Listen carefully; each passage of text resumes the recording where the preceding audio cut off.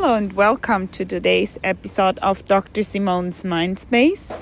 Today I'm very excited that it feels like almost one of the very first days of spring, and together with my very dear guest today, who's soon going to introduce herself, we are going to discuss how it is to transition from winter into spring and how we can pull from nature the beauty, the greens, the sort of the rejuvenation, the new beginning, and how we can try to align that with our own minds and own spirits and own bodies, especially as women, and how we can also then share that with others. So yeah, I'll give the word now over to my dear international guest. Hello, thank you so much. This is Jessica Mahler. I'm a holistic health coach, and I've done a lot of specialization in feminine reclamation and embodiment and self-connection and creativity. And I think spring is one of those really beautiful seasons that really reflects that coming into our creative energy. It's kind of like we've been hibernating all winter long. Definitely. We've been hibernating all winter and in this kind of contracted state, and now we can unfurl and step into this more. It's kind of a more vulnerable state of being. It's kind of, you look at the flowers, like they're just growing, you're just showing yourself, you're just like blooming a little bit, like peeking out a little bit, and it's so beautiful because I think it represents and reflects so many themes around being a woman or being a human in general, but a lot of these like feminine themes of beauty and vulnerability and fertility too. And it's also very linked to creative energy, flirtation, playfulness. Like it's all being reflected in this season. So happy to dive in. That's amazing that you mentioned this about the vulnerability and the creativity. I don't know about yourself, but I definitely can feel that way. And it is a vulnerable stage. When we were walking here, I mentioned to you this sort of vulnerability of taking videos, even though I feel so uncomfortable doing it, but just to actually take the courage to try and step out of your comfort zone in your little winter coat, right, and actually come out in very soft and delicate thin skin. If you look at the leaf, they're very, very, very delicate when they just pop out, and they're very, very sensitive, and they have this little fur, almost like a baby that is just been born. Like the sort of the skin being so delicate. So it's fascinating. That's exactly how it's something I was thinking about this morning. I was like, God, it is such a vulnerable time because you've been hibernating all winter, and it's like you've been planting these seeds and you have no idea what's going to grow, right? It's like you have no idea what is going to emerge in the spring, what version of yourself is going to come into bloom, what it's going to look like, what it's going to feel like, and you're kind of just anticipating almost all winter, and then it starts to emerge, and like you said, there's like, it's such a sensitive time if you want it to be. It can, like I think many people push through the seasons or transitions, and they forget to open themselves to what it actually feels like to be in this like transitory moment. But I think there's so many beautiful things that you can reflect on, and that vulnerability I super relate to, showing yourself, especially like showing your skin again after like such a good point. Be like showing beauty, or like I'm noticing I'm like flirting a little bit more with people, or I'm like wearing like So sexier outfits or nice. something. Yeah, I remember this beautiful outfit you were wearing the other day. Yeah. You should all. I wish we could show that now here, Yeah. but obviously we can all imagine. Yeah. Like this lace top in a or olive green was so beautiful and so Yes. sexy and so out there, and you just Yeah. made my day when I saw you. I was like, Oh. oh, this is so cocky, like wow. Yeah. It's really a practice of like, even tomorrow, like I have a dance thing that I go to every Friday. It's like a dance community. Oh, And I have been meaning to wear, it sounds so little, but I've been meaning to wear this dress that I have, and it's a very sexy dress, and I've been like hiding all winter, just wearing like leggings and like black, and just like being a bit more cocooned in myself. Yeah. And I was like, okay, tomorrow I'm gonna wear the dress. Oh wow! And- so anyone is interested Yeah, in going for a dance Yes, anyone. session, yeah, where is it? It's in Tan's house. Oh really? yeah, In it Tan's is. house? Oh, I live like right across Oh my from gosh, there. you should come. It's It's every a Friday. nice place. It's amazing. So I'm gonna be exposing myself like a little Wow. flower. It feels like, and Yeah. these tiny little things, I think they do accumulate in like Yeah. building that courage and Yeah. that inner resilience. I think to Great. And I think it takes time for a flower or a plant to like build that resilience, Mm-hmm. and it needs to be a little bit protected at first. But then you, step by step, you kind of come into full bloom.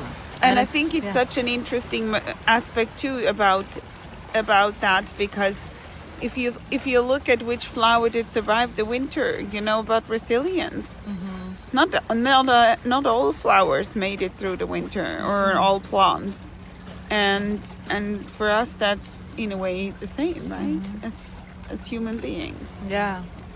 Not everyone gets out and has then the energy in spring to actually be in spring mode. Some people are exhausted and burned out. They can really literally not join the joyride of being in this new, exciting, and yet vulnerable place, because they are 100%. just not ready. Yeah, and I actually experienced a little bit of that, of like when I didn't fully lean into the stillness and the kind of contracted hibernation of winter it was calling me, to go more within into stillness. When I resisted it, I would like burn out. My energy was just so depleted, and I was getting sick. So there's a big lesson in there, I think. I don't know if it's necessarily women who are more sensitive or not, but I do think we fluctuate in these seasons every month, in our cycle, in our menstrual cycle, and every day we have like these seasons. Yeah. And I think learning how to surrender to that kind of process of contraction and then opening again, like expanding and contracting. It's a good point. It's so important, because if you resist it, you lose a lot of energy. Yeah, it's very true. I can when you describe that, I remember as well getting really sick and actually, but coming out after unexpected long recovery from it, much more self-aware of aspects, and actually setting boundaries, which I'm terrible about, and I think that's a big topic for us in women too, to set boundaries, to not get hurt, and not burn out, and that can be even boundaries to ourselves, because we do tend to be on the more giving end rather than on the receiving side, and that's been a big theme for me, to share the importance of nurture, and getting nurture when you are a woman is so essential. We do nurture the world, but then in the end we don't take the oxygen mask first. We just help everyone else, and I really, really truly believe that if we don't focus on that, it's gonna impact everyone in a not very positive way. Yeah, oh my gosh. There's so many things I could say about the topic. I mean, it's all a part of resilience at the end, right? Like holding your That's boundaries. True. Dare to hold them too. Dare to hold them, absolutely. And it's like we 100% need boundaries. And I think there's a lot of emphasis now on boundaries and like self-protection and self-reliance. And I totally agree with it. And I totally, absolutely believe that we need to strengthen our own boundaries. And there's also something which is emerging in the past few months where it's like learning how to also ask for support and ask for help. Yeah. You know, it's like there's the pendulum can swing almost too far in the direction of like. I so agree with you of like being like cocooned yes. in your own world and like not letting anyone in yes. because it doesn't you're feel too safe. Exactly, and that's actually to open up and trust someone yes. is actually very, very a very, very vulnerable place, but a very beautiful one too. And so it's finding that balance, right? Of like, do I need to set a boundary? And not being so black and white about everything. Yes. Is it like, is there room for the gray area where it's like, okay, maybe it's not a hard no or a hard yes. Maybe it's like there's like a hidden need underneath it that I just don't know how to communicate yet, and I need more time to figure it out and ask for that. And like that's where the hard work comes in, is like right. is knowing how to fine-tune like what do we actually need. Is it a hard no, or is it, hey, I actually need like 10 minutes to just reconnect to myself and feel what I actually need to feel because I'm really overwhelmed. Being more attuned with your feelings. But I think this comes again with what you said about the sort of in winter we close off and we don't want to let anyone in, and in general people tend to do that when they're not feeling safe and yes. or when they're not aware of their own underlying dynamics that are happening, and then you rather say no too early yes. and not let anyone actually help you or being guided by someone else. 100%. Even though that's our greatest longing. Yeah, our totally. greatest. I think the irony is like our greatest longing. I think this is a generalization, but I talk to a lot of women, and our greatest longing is to like surrender, is to like let go of control and just like fully float into the void, right? And just feel this like total open, expansive energy. But like you said, in order to do that, we need full trust. We need full sense of safety. We need to know that we are like protected, that we are held, you know. And if we don't have that in ourselves, it's really hard to open in general with anyone. Or like, and we're so used to being guarded and protected that it's like you don't dare let that mask down. And so I guess it's figuring out how much is too much. Like, our protections are beautiful and necessary sometimes. We don't want to just be vulnerable for anyone. Like, they exist for a reason. But yeah, it's fine-tuning to being like, how can I create that safety within myself? And because we do want to open, to unfurl like these flowers, to show our beauty, to feel more, to like be more receptive and sensitive, and to express ourselves more honestly. Right. And I think boundaries are almost less needed in this like forceful way when you're super embodied, like when you are just in your truth and you feel safe. You almost don't have to verbalize your boundaries because you're communicating them in other ways. Right? You're just your presence is like boom, like a cat, you know, like you don't fuck with a cat. No, or like I will always remember when we were little, like when I was an adolescent, my mom was always mentioning the way you walk is important to share your self-confidence as a woman. If you walk very, very like a farmer, kind of very self-confident in the world, then you don't trigger any like sort of insecurity and men may potentially find this an easy target because you're like tiptoeing around and showing how scared you are. If you don't show that and walk just in a self-confident way, then that's also not very interesting for a guy to potentially, you know, harm you and or assault you. And I was like, I actually did that all the time, and I've actually been knock wood lucky, but I never had any situation of assault ever. Yeah. And I've exposed myself pretty much. I've lived around the world, and I lived in cities, and I've been out and about late at night. So, yeah. But we always with a pretty assertive walk. So. I mean, it's a controversial opinion, but I find it really empowering. I think for as women to know that, like, through your embodiment and through creating safety in yourself by being so connected and so rooted in yourself, like a plant with really deep roots, right? Through that, you can create your own safety that extends beyond just your physical body, right? Like, it is a field that people will react to. Yeah. And I did a lot of embodiment training when I was doing Shakti Tantra for like 2 years. It was all embodiment, and it was one of the most healing and powerful teachings that I ever did, because it taught me that, like, I have the power to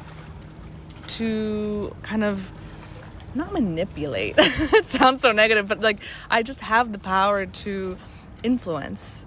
There's power, essentially. It was like, oh, I have power, which I didn't know that I had before, in my sensuality, in my femininity, it was no longer a weakness, or like victimhood was no longer a thing where it was like, oh, everyone's out to get me. It was like, oh no, like, I have power, and it's rooted in my feminine energy, and that sexual energy, in that, in my rage, in my raw expression, and that, I think, was one of the most healing things ever. And that built resilience, that built that, like, grounded rootedness that helped me with the boundaries. They weren't needed as much in that verbal black and white kind of no. It was more of just like, it was just more of an integrated feeling.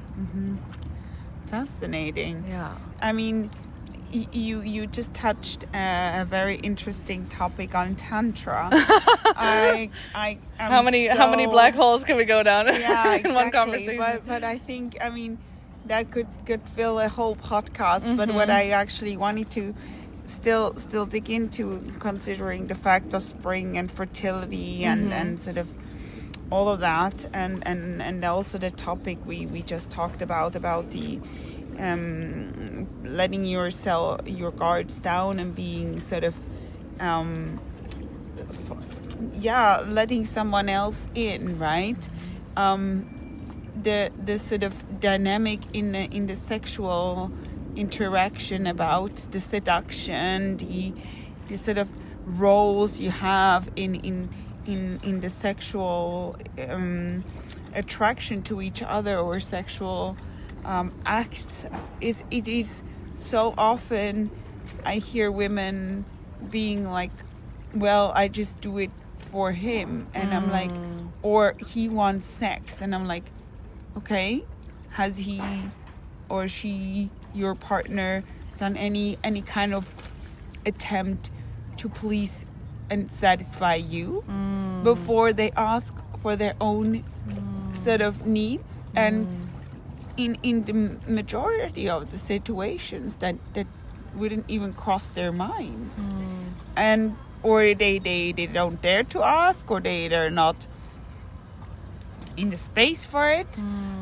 And I always also mention about the fact that in very emancipated women, we don't need to constantly be the alpha. We don't need to always be able to have everything under control and be in charge, to change the wheels of your car, and to, you know, do all the manly stuff too, because it's a kind of takes away to a degree of the sexual attraction and tension between two people. You can be one time the dominant and one time the submissive in in the sexual interaction. You don't need to always be in the same position. Yeah.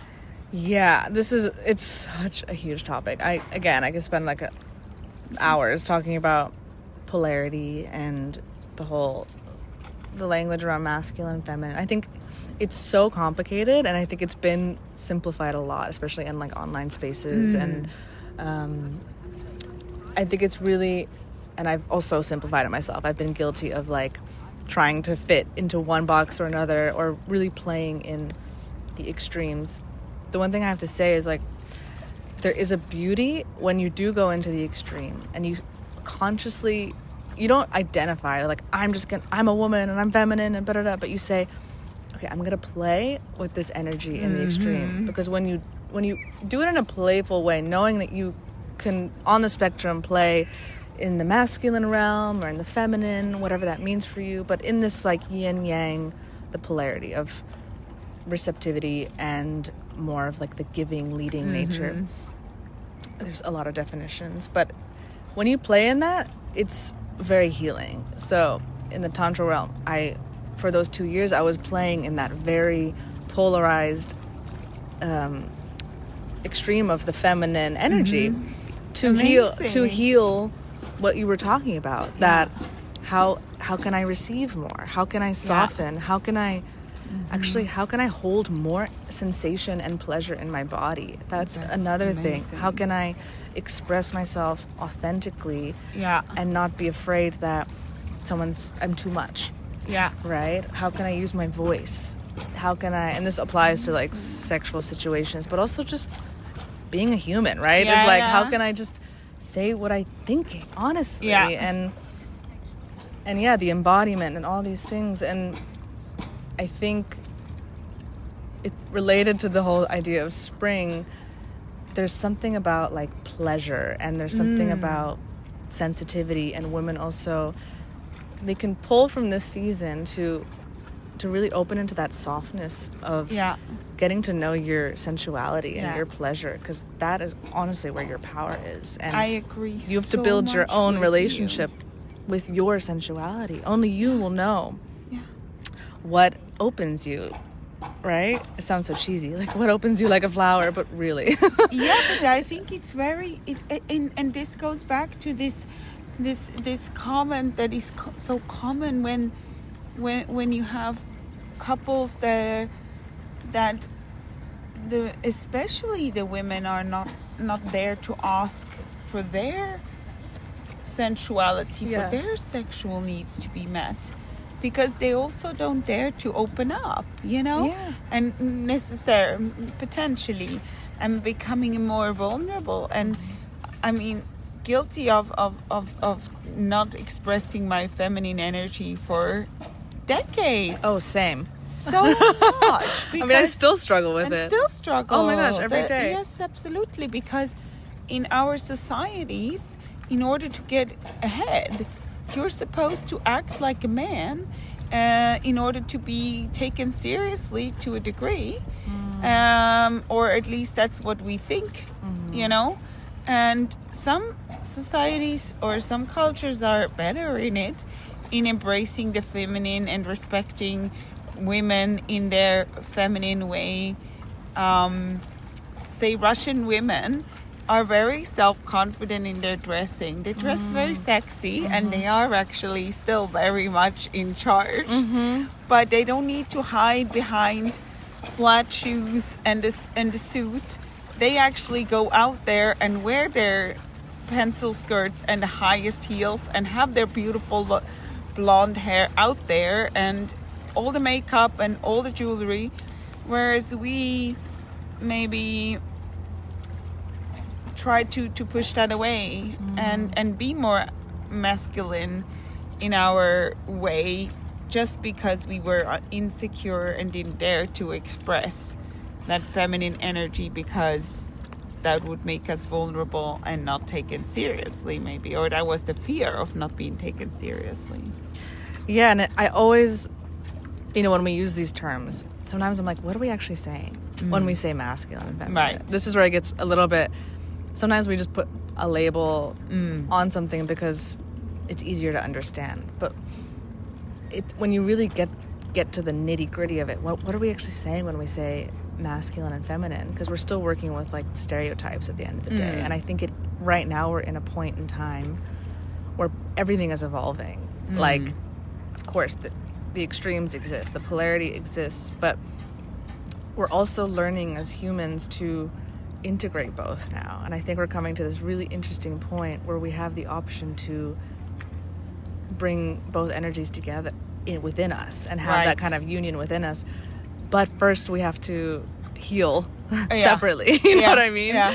So, and not to bypass, and just say like, oh, I'm all healed and I'm feeling great. My masculine and feminine are totally in harmony. But, and I think that's why we have to separate them first. But I'm always curious, like, what people's definition of masculine and feminine is for them, like, what does it mean for you when you say feminine or masculine? Is it an appearance? Is it a feeling? Is it more a theory based on the yin and the yang? There's so many different ways to look at it, and I'm always curious, like, what that means for you, because I sometimes struggle with getting lost in the words. Yeah. And if people who haven't studied tantra or who are just not like interested in those words, I always wonder, like, how could I describe this in a way that is more tangible?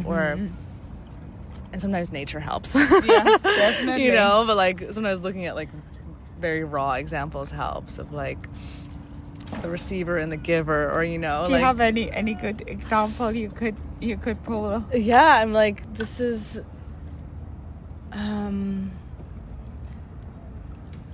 God, on the spot it's hard, huh? But I think of, this can go very deep, but it's like, if I think of masculine energy as like the consciousness, the structure, or a common analogy is like the masculine energy is the water bank. So, and then the feminine is the water that flows through the container of the masculine energies. So the masculine could be like the structure, the container, the consciousness that holds the creative energy of the feminine, which is like interesting, more chaotic and flowing. You know what?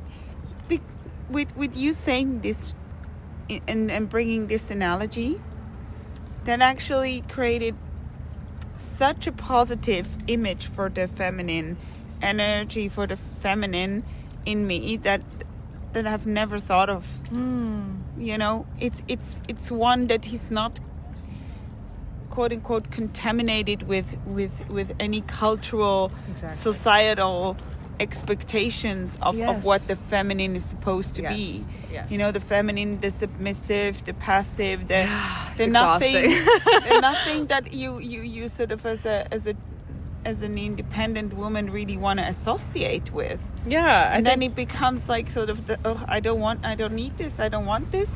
But at the same time, by I don't need this, I don't want this, by pushing it away, you're not authentic and you're not truly yourself. And then you're also not strong, and then you're not, as you mentioned, this like having this presence and showing to the world without words, here I am, this is me,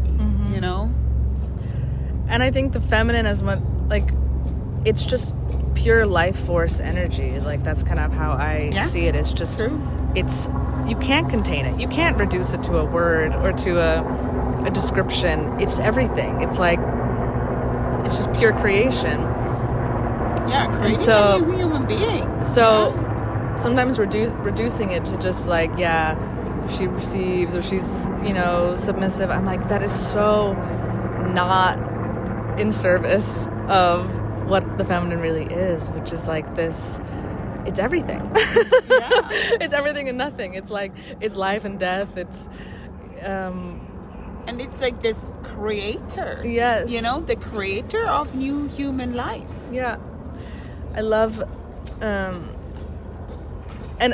in its most basic form. In its most basic form, for sure. And in my own exploration, I've been caught in the labels and just trying to understand it, and I'm still not 100% sure. Because I'm like, even in reducing it to words, that's my mind trying to like, figure it out. But when I feel, let's say, quote unquote, in my most feminine, it's when I'm totally in trust, right? I'm surrendered, not to a man or not to, but I'm just surrendered to something greater than myself. And it's a total trust that I'm going to be led exactly where I need to. And there's a trust in love, and there's like a faith that I have, and in that I can surrender. And then it's like, yeah, it's just flowing, you know, creativity flows, expression flows, words flow, energy flows. It's like really this, and love really flows. Like it's so loving. I think that's when I'm the most loving. But that's, yeah, I don't know, how is it for you? When do you feel your most feminine? Like, if you could. Yeah, I think it's for me, it took a very, very, very long time to get there. Because I somehow associated not a lot of positive things with being feminine. Oh, wow. And I remember going on a walk during the pandemic with one of my closest friends from first grade. I know her, and we were talking about the idea of us getting a like me trying to become a mother. And she was like, as long as you don't like open up and let in your feminine energy, how do you think a embryo wants to nest when you don't let your feminine energy be there? And it was such an eye-opening moment for me, and I go back there quite a lot to this comment, because I feel like she was really right about it. And it took me time to get there, and once I was ready, I think my body and my mind were aligned, and I was ready. But the journey was long and difficult, and very not aligned with body and mind. So, yeah. Yeah, it is a journey, isn't it? And building a women's network was also one of the reasons, because I felt like we need to embrace our femininity and share it with each other in order to remind ourselves, like, other women can also walk around in high heels or no heels or whatever it may be, that is considered feminine and sexy and self-confident. Yeah. Just feminine, you know, wearing a nice dress, as you mentioned, for instead of going with tights and a top, is sort of embracing it and reminding each other of it. And I think rather than trying to be as strong and independent women and showing to each other that we can all, bringing this example with the car, like we can all change the tires and we're so cool that we can do that. Rather actually share how we can enjoy and embrace something feminine. Yeah. And I think of, like I love to be inspired by other women. Like, the way I learn about the feminine, let's say, is by just looking at other women and their expression, right? And I'm like, whoa, sometimes if it triggers me or if it inspires me, like there was a woman I saw and she was dancing like crazy. She was so in her like sexual energy, and I was so triggered. But because it was like, oh my gosh, I missed that part of myself. And it like gave me permission just by looking at her to embody that part of myself so again. great. And I was like, I've missed that. So that's also the beauty, is like how you can uplift, inspire, you can like create so much energy by embodying this energy. And it fluctuates and it changes, and it's like you can't put it in a box. No, it's like no. one minute I'm like feeling this way. The next minute, I'm feeling the other way. And it's like constantly evolving and changing. Yeah. And I have that, like, I'll put on an outfit and then I'll change 5 minutes later, like, and then I'll change again and I'll change again, because my mood is constantly evolving when I'm in this, like, flowing state. And it's very unpredictable.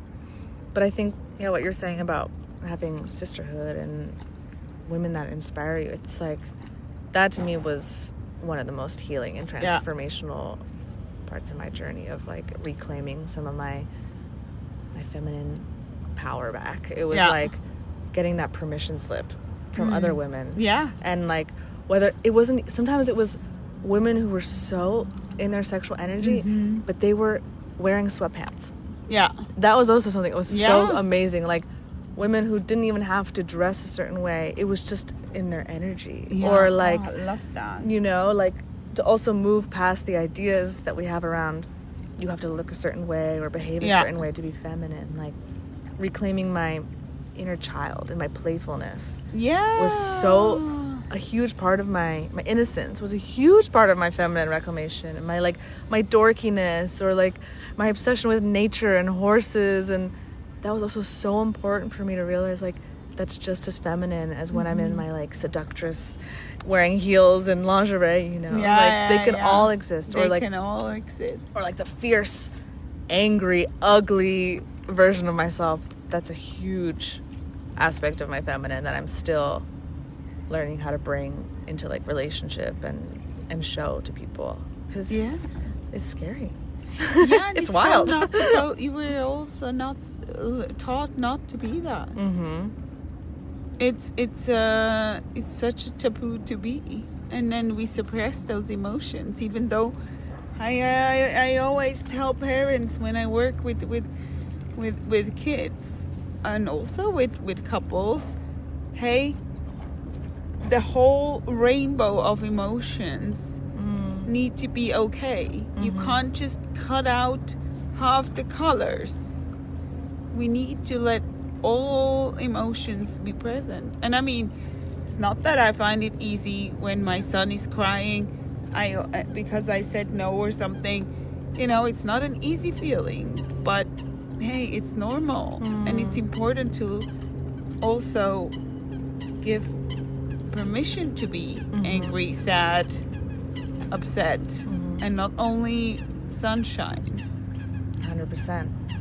And to have the capacity and the safety to be able to hold that within ourselves. Like, that's what's so interesting about cultivating our own inner masculine, which I think many women have cultivated. A very strong capability to protect, to hold, to have that consciousness and awareness, but then using it in a constructive way is a bit more difficult, maybe. And to not use it as, like, a tyrant, but to have both energies working together and trusting each other, to be like, we need both. I think that's what I like about the analogy of the masculine and the feminine with the yin and yang, because we need both. We need both. Yeah. I just started dating someone, and immediately I noticed I'm getting softer. I'm way more in touch with my emotions. And not just from him being, it's just from, like, being able to lean on someone. It's like it's already having such a profound impact on my being, because I'm able to not have to protect myself and feel. It's like I can't do both at the same time. No, exactly. You know, like, if you're like half protecting yourself and then half feeling, you're never fully gonna let go. Yeah. And I think that's what it's so beautiful with really being able to go fully into this, like, feminine surrender, fully with trust. Yeah. And I think that's one of the most powerful states to be in. But then you really need to have that safety and trust with someone, or, like, you're in a group, or you're being held in some way where you can fully go there, which it's not easy to find. No. And I think that's really our key mission as parents of the world, and that doesn't mean parents necessarily of biological own children, but in general, to give give that to other people. The feeling like you can lean on. This chair has a proper back, and you can fall, and there is somebody who will hold you. You will not fall into the empty space. Yeah. And that shows up as community. Yeah, it shows up in many ways, I think, which we don't really see so much in this society in particular. Yeah, I agree. Like real community and like real relationships, like not like without fake community, a hidden agenda. Yeah, but like people who you could fall apart with. Yes. Like, I feel so lucky that I have friends that I can fall apart with. Like, totally let go, and they will hold me in that. Yeah. But that, I wish that for everyone, you know? Yes. I really do. Because that is like, I think knowing that you're not alone. Yeah. And that you can surrender Can in help those moments. so much. It's so beautiful. I agree. And very softening. Very. Wow, what an amazing conversation we've been having on this beautiful first day of spring. It's actually tomorrow is the day, Is it? 21st. Oh my gosh. So tomorrow is isn't it It's tomorrow happening? that spring, the first day of spring, 21st right? is the equinox. So we're approaching the equinox, or like in Asia they already already are there, but we really do, and it's been a very comfortable conversation in the sense of like I felt so as a sort of a state of mind, very very calm, very attuned with every aspect of myself. So thank you so much. That was so wonderful to talk to you. If someone wants to reach out, I guess we share your Insta. Yeah, you can. My website is probably easier. It's www.jessicamahler.org. Okay, I'll put it in the show notes so people can reach out to you. And my Instagram, it's more like my creative expression. It's just at Jess Mahler. So that's, if you want to connect on a more personal level, I'm there. Amazing. Yeah. Thank you very much. That was beautiful. I feel very inspired. Lovely. Yeah. Let's hope we can inspire many listeners too, and spread the feminine energy of the creative. Yeah. Creative energy, and explore what it actually means together. Right? All right. Thanks. Thank you so much, and have a wonderful first day of spring. Bye. Bye.